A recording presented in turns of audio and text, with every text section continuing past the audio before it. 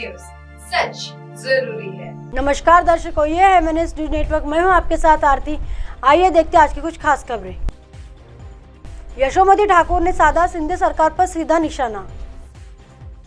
किसानों का लाखों रुपए का माल खरीद नहीं रहा, नाफेड ने खरीदी बंद कर दी है। यहाँ किसानों पर अन्याय है। किसानों का इससे बहुत बड़े पैमाने पर नुकसान होने वाला है। आला अधिकारी फोन पर नाफेड की खरीदी बंद कर रहे हैं। नाफेड की खरीदी का टारगेट कितना रखा गया है, यह किसानों को जानना बहुत जरूरी रहता है। किसानों ने अब अपने फसल जो चना है वह कहाँ देना है। शिंदे सरकार यह पूरी तरह से ईडी सरकार है। यह बोलते हैं कुछ और करते हैं कुछ। शिंदे सरकार एक छोटे से कार्यक्रम पर 15 करोड़ खर्च करते हैं और किसानों को फसल का मुआवजा देने के लिए इनके पास पैसे नहीं है। यह किसानों पर बहुत बड़ा अन्याय है। लिखित आदेश न देते हुए नाफेड की खरीदी बंद कर दी जाती है। हम इसके खिलाफ आंदोलन करेंगे, ऐसा पूर्व मंत्री यशोमती ठाकूर ने शिंदे सरकार को हिदायत देते हुए कहा है। ऊसाच्या खरेदी विक्रीचे अध्यक्ष माझ्यासोबत इथे आहे। त्यांना MDंच्या ऑफिसमधनं फोन आलेला आहे की तुम्ही आता नाफेडची खरेदी बंद करा म्हणून। नाफेडची खरेदी बंद कशी करायची, लेखी आदेश नाही आणि बंद करायची। आता त्यांचं टार्गेट किती आणि शेतकऱ्यांपाशी जो चना आहे तो शेतकऱ्यांनी मग कुठे द्यायचा। म्हणजे हे जे ईडी सरकार आहे हे बोलतं एक आणि करतं एक। काल परवाच्या कार्यक्रमामध्ये काय 15 कोटी रुपये खर्च झाले असं आम्हाला कळतं आहे आणि शेतकऱ्यांसाठी यांच्यापाशी रुपया नाही आहे आणि हा अन्याय का म्हणून आम्ही सहन करायचा, या सगळ्या गोष्टींचा आम्ही निषेध करतो। जर नाफेडची खरेदी बंद करायची असेल तर यांनी जिथे जिथे खरेदी सुरू आहे तिथे तिथे लेखी आदेश द्यावे। लेखी आदेश आम्हाला देत नाही आहेत, तोंडी आदेश देत आहेत। शेतकऱ्यांचं इथं नुकसान आम्ही करू शकत नाही। शेतकऱ्यांचं नुकसान जर सरकार करत असेल तर या आम्ही आंदोलनात्मक पवित्रा घेऊ आणि या सरकारचा निषेध करू। जालना, अंबादास दानवे को भागवत कराड़ ने कौवों की उपमा दी। विधान परिषद में विपक्ष के नेता अंबादास दानवे ने बयान दिया था कि शिंदे सरकार गिर जाएगी। केंद्रीय वित्त राज्य मंत्री भागवत कराड़ ने उनके बयान पर ध्यान दिया और उनकी तुलना एक कौवे से की। कराड़ ने यह भी कहा है कि शिंदे सरकार के कार्यकाल पूरा होने के बाद हमारी सरकार 2024 में यह कहते हुए दोबारा सत्ता में आएंगी। कौवे के श्राप से जानवर नहीं मरते। उन्होंने यह भी कहा कि हम 2047 तक सरकार बनाए रखने की योजना बना रहे हैं।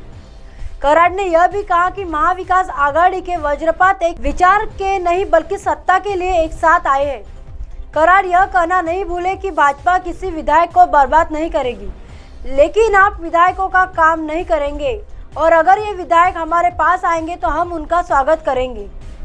उन्होंने यह भी कहा कि उन्हें नहीं पता कि अजित पवार बीजेपी के संपर्क में है या नहीं। सुप्रिया खुले ने कहा कि महाविकास आघाड़ी की बैठक नागपुर में होगी और बैठक करने का अधिकार उन्हें है, लेकिन कराड़ ने आलोचना की है कि यह वज्रपात नहीं बल्कि ढीली मुठ्ठी है। अंबादास दानवे हे विरोधी पक्षनेते आहेत आणि त्यांचं म्हणणं आहे की कोर्टाच्या निकालानंतर हे सरकार कोसळेल।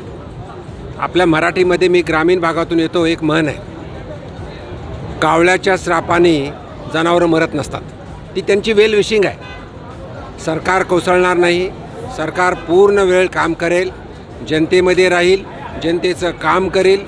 डबल इंजिन सरकार आहे। केंद्रामध्ये मोदी साहेबांच्या नेतृत्वामध्ये आणि राज्यामध्ये माननीय एकनाथरावजी शिंदे आणि देवेंद्रजी फडणवीस यांच्या नेतृत्वामध्ये हे सरकार पूर्ण काळ पूर्ण केल्यानंतर 2024 मध्ये परत येईल आणि आमची प्लॅनिंग 2047 पर्यंतची आहे। नागपुर, शरद पवार से मेरी जो चर्चा हुई वह महाविकास आघाड़ी और राज्य की राजनीति को लेकर थी, संजय राउत ने कहा।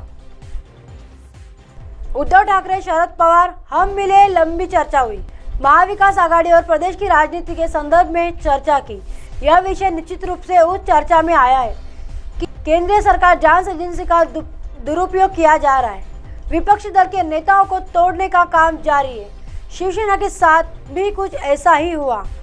विधायक तोड़े आदित्य ठाकरे ने बताया कि कैसे रो पड़े नेता, हम जेल नहीं जाना चाहते। यही तकनीक अब कांग्रेस और एनसीपी के साथ केंद्र सरकार कर रही है कि केंद्रीय जांच एजेंसी का दुरुपयोग किया जा रहा है। विपक्षी दल के नेताओं को तोड़ने का काम जारी है। कुछ ऐसा ही शिवसेना के साथ भी हुआ।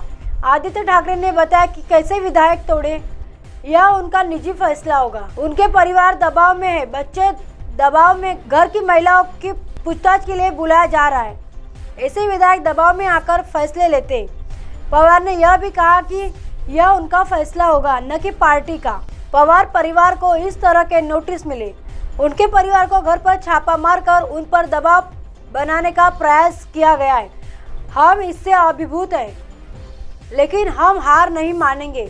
शरद पवार ने कहा कि हम एक पार्टी के तौर पर इसमें न तो झुकेंगे और न ही इसमें जाएंगे। ती चर्चा अर्थात महाविकास आघाडीच्या संदर्भात राज्यातलं राजकारण यावर झाले आणि त्या चर्चेमध्ये हे विषय नक्कीच आले की केंद्रीय तपास यंत्रणांचा दुरुपयोग किंवा दबाव, सत्तेचा दबाव वापरून विरोधी पक्षाचे आमदार फोडायचे, दहशत निर्माण करायची विविध माध्यमातून आणि आमदार फोडायचे। शिवसेनेच्या बाबतीत तेच तंत्र वापरलं आणि आमदार फोडले। जे आदित्य ठाकरे यांनी सांगितलं की कसे हे प्रमुख नेते घरी येऊन एजन्सीच्या भीतीने रडत होते की आम्हाला तुरुंगात जायचं नाही वगैरे वगैरे वगैरे, तेच तंत्र आता काँग्रेस आणि राष्ट्रवादी या दोन्ही पक्षांच्या बाबतीत वापरलं जातं आहे, राबवलं जातं आहे। आणि आता राष्ट्रवादी काँग्रेसच्या संदर्भात चर्चा आहे, काँग्रेसच्या काही लोकांची चर्चा आहे। हा दबाव कोणत्या प्रकारचा आहे, कशा प्रकारचा आहे, तर त्याच्यावर नक्की चर्चा झाली आणि माननीय पवारसाहेबांनी सांगितलं की काही झालं तरी पक्ष म्हणून, म्हणजे राष्ट्रवादी काँग्रेस हा पक्ष म्हणून भारतीय जनता पक्षाबरोबर जाणार नाही। कितीही दबाव असला तरी तो निर्णय आम्ही घेणार नाही, ठामपणे त्यांनी सांगितलं। या उपर काही आमदारांवरती दबाव आहेत, त्यांच्या कुटुंबावर दबाव आहेत, मुलांना बोलवलं जात आहे, घरातल्या महिलांना बोलवलं जातं, असे आमदार दबावाखाली येऊन निर्णय घेतात। तर तो निर्णय त्यांचा असतो, तो पक्षाचा निर्णय नसतो, असं पवारसाहेबांचं म्हणणं आहे। मात्र पवार कुटुंबावर नेमका कशा प्रकारचा दबाव आहे? पवार कुटुंबावर नेमका कशा प्रकारचा दबाव आहे, काय स्वतः पवार कुटुंबावरती अशा प्रकारच्या तपास यंत्रणांचा अशा नोटिसा त्यांना आल्या। तुम्ही पाहिला असेल की त्यांच्या घरातल्या अनेकांवरती अशा प्रकारच्या धाडी टाकून दबाव आणण्याचा प्रयत्न झाला। कोल्हापूरला पाहिलं आहे, मी पुण्यात पाहिलेलं आहे। स्वतः अजित पवार यांच्या कुटुंबावर अशा प्रकारच्या चौकशांच्या ससीमिरा लागलेल्या आहे, अनेकांच्या बाबतीत लागल्या आहे। रोहित पवारांच्या बाबतीत अशा धमक्या दिल्या जात आहेत। आम्ही सगळे त्यातून भरडून निघालेलो आहोत, पण आम्ही काय झुकणार नाही। अब आप हमारे चैनल को आपके मोबाइल पर भी देख सकते हैं। मोबाइल ऐप पर देखने के लिए प्ले स्टोर से MNS News 2 ऐप डाउनलोड करें। इंस्टा, लिंक, ट्विटर, हाईकुक, फेसबुक और कई सोशल मीडिया के प्लेटफॉर्म पर हमारा चैनल उपलब्ध है। आप इसे यूट्यूब पर भी देख सकते हैं। आप हमारे चैनल को लाइव भी देख सकते हैं www.mnsnews2.com पर। फिलहाल वक्त चला दर्शकों ब्रेक का। ब्रेक से लौटने के बाद देखिएगा देश और दुनिया की तमाम खबरें। बने रहिए MNS न्यूज पर। नमस्कार।